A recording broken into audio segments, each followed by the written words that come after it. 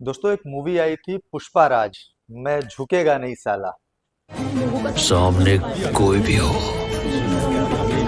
मैं झुकेगा नहीं। दोस्तों आपकी जानकारी के लिए बता दूं, ये डायलॉग सिर्फ फिल्मों में ही अच्छे लगते हैं। असल जिंदगी में जो झुकता है वही आगे बढ़ता है। आप याद करिए दोस्तों, घास के जो छोटे से फूल होते हैं, जब भी आंधी तूफान आती है तो घास का कुछ नहीं उखाड़ पाती।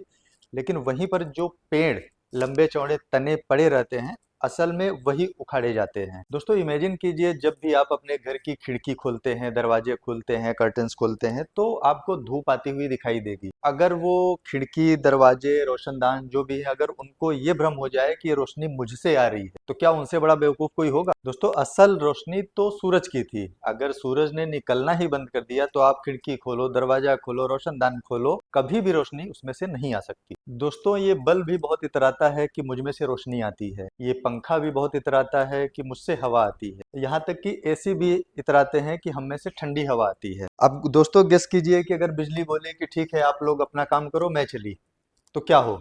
बिना बिजली के क्या ये अपना काम कर पाएंगे? क्या यह संभव है कि बिजली ना हो फिर भी ये अपना काम कर पाए? दोस्तों हमेशा ध्यान रखना, जिंदगी में जो कुछ भी हो रहा है वो आपके पीछे कोई ना कोई एफर्ट लगा रहा है, तब वो चीजें हो पा रही है।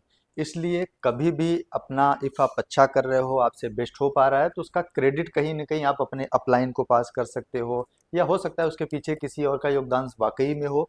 जरूरी नहीं कि सारी चीजें आपके वश में ही हो। तो हमेशा ध्यान रखना दोस्तों कि ये जो मूवी के डायलॉग हैं, पुष्पा मूवी जैसे कि मैं झुकेगा नहीं, ये सब केवल मूवीज में अच्छे लगते हैं। असल जिंदगी में ऐसा नहीं होता। असल जिंदगी में तो आपको झुक के ही रहना पड़ेगा। दोस्तों सृष्टि बनाई भगवान ब्रह्मा जी। एक बार भगवान ब्रह्मा जी ने भी ये मूवी देख ली पुष्पा, मैं झुकेगा नहीं साला, तो वो भी, उनको भी लगने लगा कि सारी सृष्टि मैंने बनाई है, मैं अगर नहीं करता तो दुनिया कैसे चलती। तो वो भी भगवान विष्णु के पास पहुंच गए कि ताकि मेरा भी थोड़ा सा रेट बढ़े, मेरी भी पावर बढ़े, और भगवान विष्णु को अपना रिजाइनेशन डाल दिया कि ये लीजिए, आप मेरा रिजाइनेशन एक्सेप्ट कीजिए और आप चलाइए दुनिया, ये मेरे बस की बात नहीं है। तो दोस्तों ब्रह्मा जी भगवान विष्णु से बोलते हैं कि ये लीजिए मेरा रिजाइन एक्सेप्ट कीजिए और अपनी बागडोर आप खुद संभालिए। हालांकि ब्रह्मा जी ये चाहते हैं कि भगवान उनको मनाए, उनसे रिक्वेस्ट करें रुकने के लिए, क्योंकि ब्रह्मा जी को ऐसा लगने लगा कि मेरे वजह से ये सृष्टि चल रही है, अगर मैं ना हूंगा तो कौन होगा। तो भगवान विष्णु को रिजाइनेशन डालते हैं और ये देते हैं रिजाइनेशन लेटर कि accept my resignation from the post of Brahma ji. और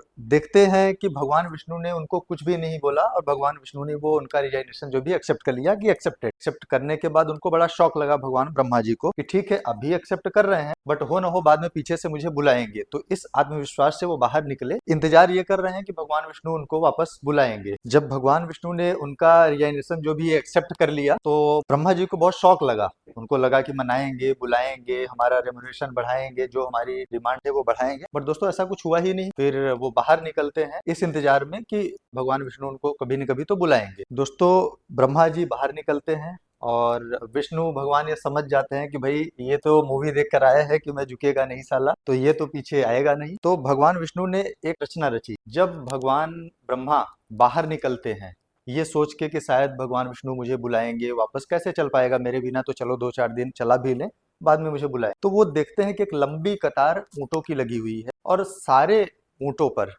दो बुजुर्ग बैठे हुए हैं उनकी ही एज के। तो भगवान ब्रह्मा बड़े शौक हुए कि ये क्या है, कुछ समझ में नहीं आ रहा है, इतनी लंबी कतार, सब पे दो बूढ़े बुजुर्ग मेरी उम्र के। तो उनको उत्सुकता हुई कि मैं पूछूं तो ये है क्या, माजरा क्या। तो एक ऊंट वाले के पास जाते हैं और ये बोलते हैं कि भाई ये माजरा क्या है, सारे में इतनी लंबी कतार में सब मेरे ही एज के, कैसे बूढ़े, क्या कर रहे हैं, ये हैं कौन। तो कोई उनको बताता है कि ये सब इस्तीफा दिए हुए ब्रह्मा है। तो ब्रह्मा जी शॉक हो जाते हैं। तो उसमें से एक ऊंट वाले ने बोला कि अभी अभी विश्वसनीय सूत्रों से पता चला है कि एक ब्रह्मा जी का पोस्ट खाली हुआ है, तो ये सारे उसी के लिए अप्लाई करने जा रहे हैं। तो दोस्तों ये कहानी है जिस जो हमें सीख देती है कि किसी के बिना कोई काम रुकता नहीं है। हमें ऐसा लगता है कि हमारी वजह से चीजें हो रही है, जबकि पीछे एफर्ट कोई और डाल रहा है। दोस्तों जैसे ही ब्रह्मा जी ने देखा कि इतनी लंबी कतार है ये ब्रह्मा जी के पोस्ट के लिए, ब्रह्मा जी तुरंत आए और अपना पुष्पा मूवी वाला डायलॉग को छोड़ते हुए तुरंत से अपना रिजाइनेशन जो भी है वो रिजेक्ट किया और काम पर वापस लौट गए। तो दोस्तों कहने का मतलब ये है कि काम किसी के बिना रुकता नहीं है। हम आप नहीं थे तब भी दुनिया चल रही थी, हम आप नहीं होंगे तो भी दुनिया चलेगी। तो दुनिया किसी के बिना रुकती नहीं है। दोस्तों अगर ये वीडियो आपको पसंद आया हो तो प्लीज हमारे चैनल को सब्सक्राइब कीजिए, इस वीडियो को लाइक कीजिए, शेयर कीजिए और कमेंट करके अपना ओपिनियन जरूर दीजिएगा।